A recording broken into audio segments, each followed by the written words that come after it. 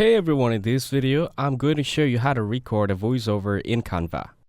First, go to the Canva website and log into your account.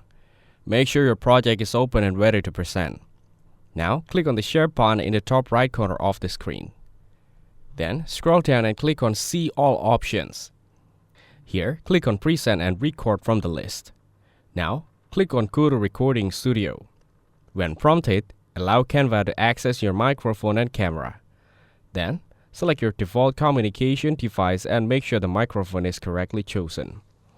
Now, click on Start Recording and begin your voiceover. Speak clearly and go through your presentation or slide. Once you're done, click on End Recording. Canva will then process your recording.